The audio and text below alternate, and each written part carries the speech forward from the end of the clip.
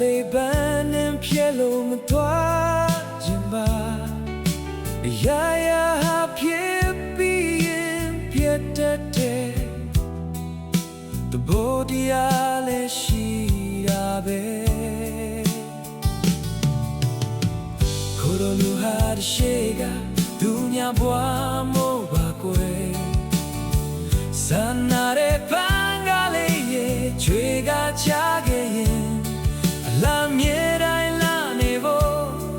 ကိုကြိုးစားပေးကြည့်ခြင်းတဲ့လောကမှာမနှမ်းထိုက်တဲ့ပန်းကိုမနှမ်းခြင်းနဲ့ကိုလိုလူသူညာမဝရရှိတယ်ပန်းကလေးတွေမျက်နှာတဲ့သူပေါ်သာချွေပါခွဲခုထိုက်တဲ့ပန်းကိုလမ်းခုဆိုလို့ပန်းခြင်းနဲ့မနှမ်းထိုက်တဲ့ပန်းခုဆိုလို့မနှမ်းခြင်းနဲ့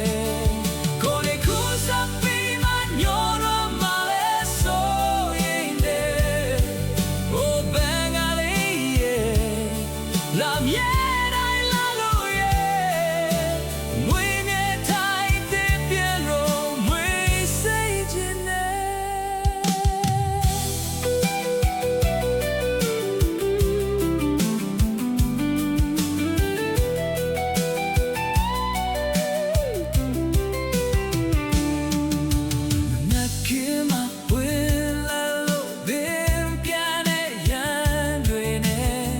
မင်းကိုယ်ဆွဲလန်းစေတဲ့ပန်းကလေးရဲ့လူညံတင်ပြတဲ့ရန်တွေနဲ့လာရလို့နဲ့လာရရဲ့ကိုယ်ပဲလို့ယုံထွက်ရမလဲမသိပြီခွဲခုတိုင်းတဲ့ပန်းကိုလမ်းခုဆိုလို့ပန်းခြင်းတဲ့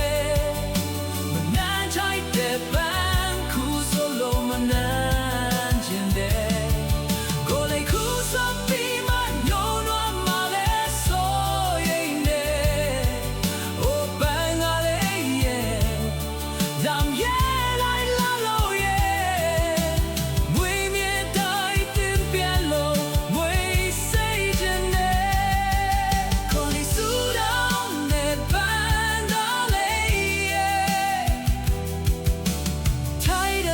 စီတာ